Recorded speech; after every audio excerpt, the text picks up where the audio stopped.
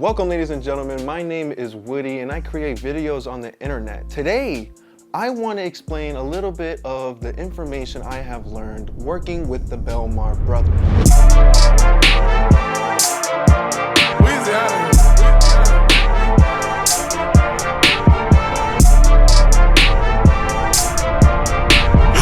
I essentially spent about 3-4 months working with them, and it has been one hell of a ride. We have shared meals together, done workouts together, been in hot tubs together, shred the slopes together, all of the above, and I am here today to share with you some of the data sets I have been able to acquire. Let's rewind the clock all the way back to October of 2022. I noticed that Luke had posted something on his Instagram story mentioning he was looking for a videographer/editor to go on a trip with him and to capture some of his content. I wasted absolutely no time. I sent him my portfolio, a couple cool cinematic reels that I had on my Instagram page, forwarded a couple photos to let him know I took good photos, gave a quick little introduction about where I was based, how old I am, and kind of what makes me qualified for the position. He fucked with the fact that I didn't waste any of his time. I was straight to the point. So he actually offered me an opportunity to create 2 videos as to why I should be hired. Now, this was a bit of a curveball. I didn't expect him to ask me to create 2 videos, essentially like a video interview of why he should hire me. So I created 2 videos. One was more of a cinematic reel, and the second one was an actual talking head piece similar to what I'm doing now, explaining why I think I fit the position. So now I have Luke's attention, I had gotten a response from him, and now I have his interest. We eventually hopped on a Discord call and we spent about an hour. I was actually in Florida traveling at the time, and we wound up going into some details regarding what he was looking for specifically in the videographer, some specific traits. The initial idea was that we would be going to Singapore, Thailand, Arizona, Puerto Rico, all of the above, and it was going to be about a 4-month journey, essentially. Now, although I did not wind up going to Singapore or Thailand, I did, however, get the opportunity to go on a trip to Arizona, Miami, Puerto Rico, following Colorado, Dubai, Paris. I'm starting to forget some of the places. So we spent about a week or so exchanging information, getting some details in order, and next thing I know, I'm on a flight to Arizona.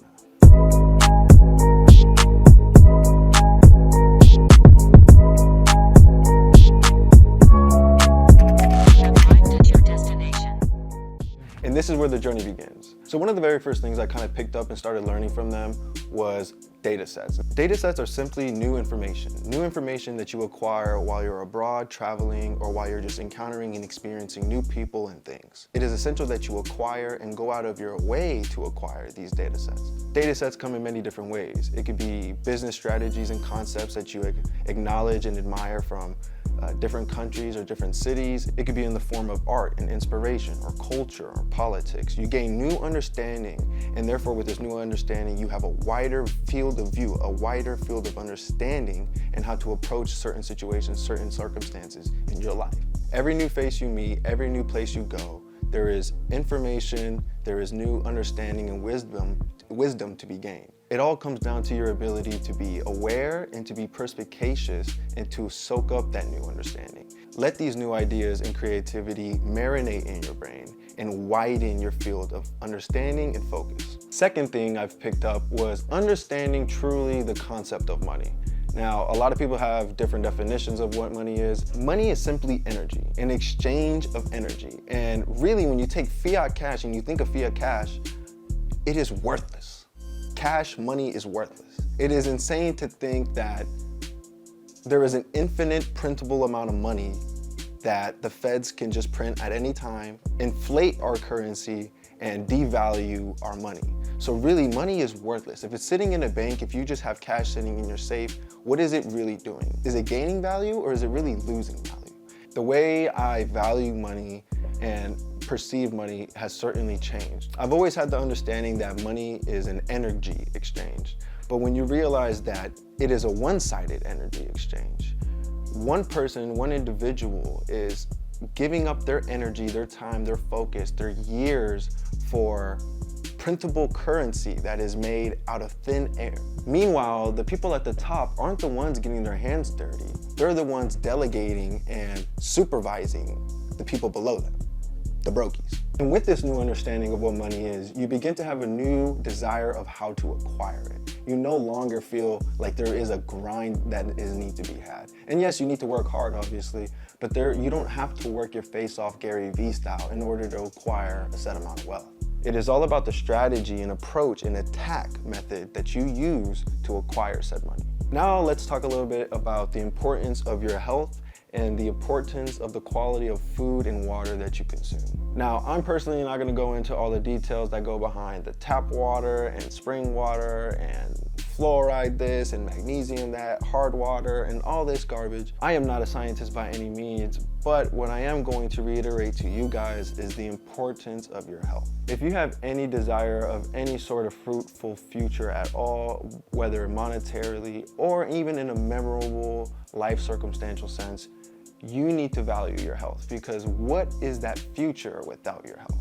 What is money without your health? What are potential memories without your health? So some quick takeaways: wash your produce and fruits, clean them of pesticides. You can use baking soda, distilled vinegar, high alkaline water. Eat grass-fed organic meats. Drink natural spring water. Avoid high inflammatory foods. Don't be drinking that high fructose corn syrup juice. That's not real juice. Drink fresh pressed juice. Taking any sort of vital supplements. But just try to be more mindful, guys, of the things you're consuming, because a lot of it is deliberately meant to poison you. A lot of it is deliberately meant to affect your body negatively and literally for you to kill yourself. So just be mindful. Everything from the BPA liners and women's bras to the plastic polyester drawers men wear, to the foods, the seed oils, to tap water, all these things literally deliberately made to fuck us up.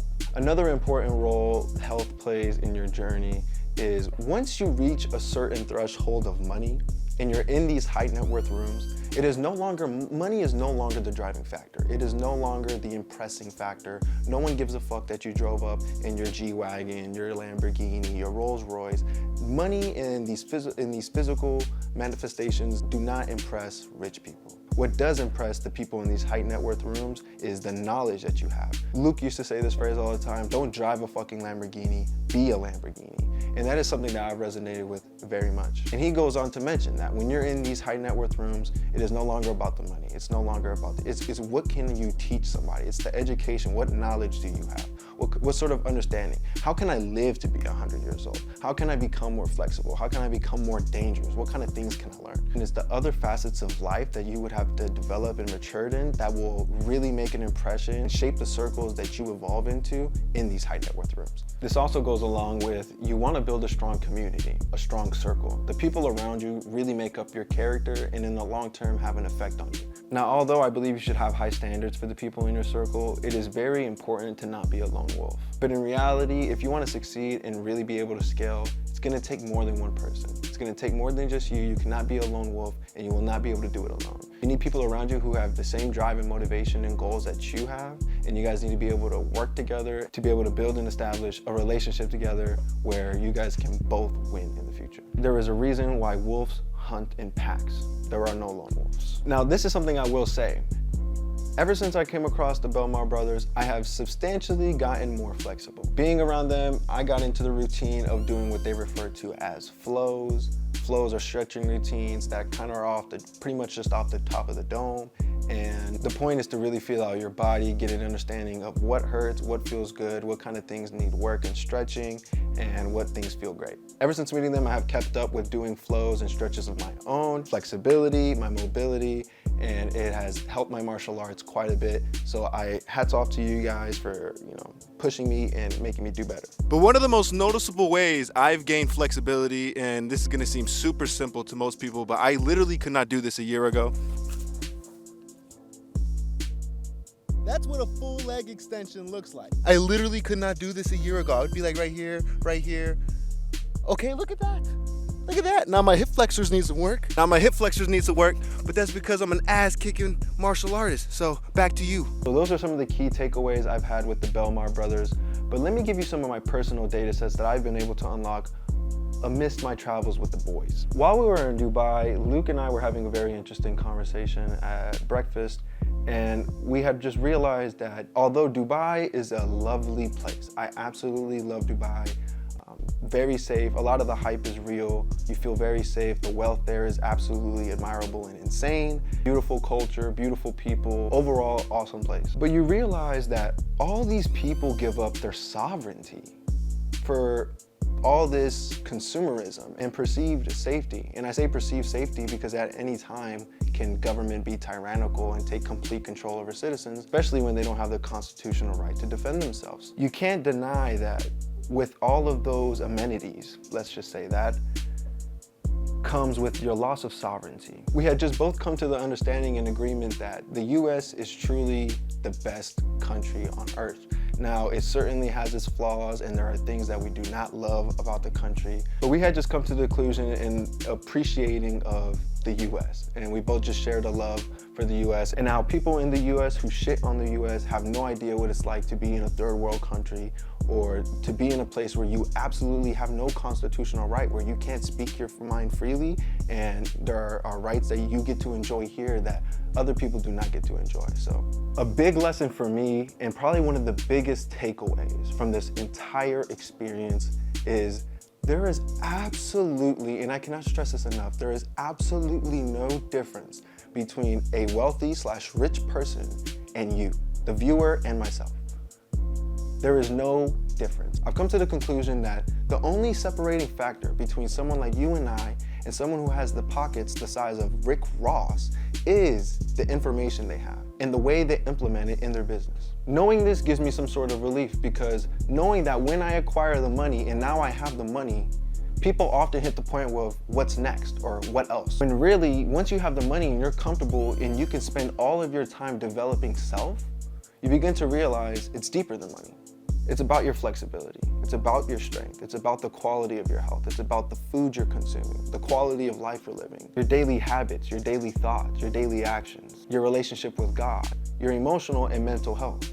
These are the things that matter. These are all factors at play, because once you hit the top of that mountain, you'll only realize there are several other mountains to be climbed, much larger than the one you're standing on top of right now.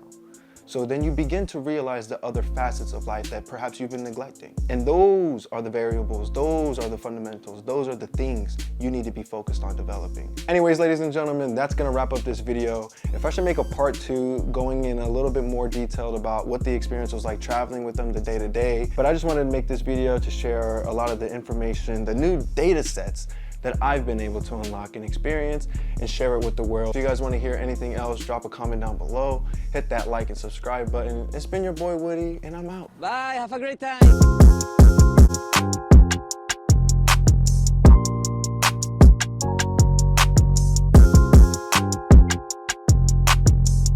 So I will say now, if I could claim any number out of the 300, out of the ones to my knowledge that I know are chosen already, I'm gonna have to claim 96, you know?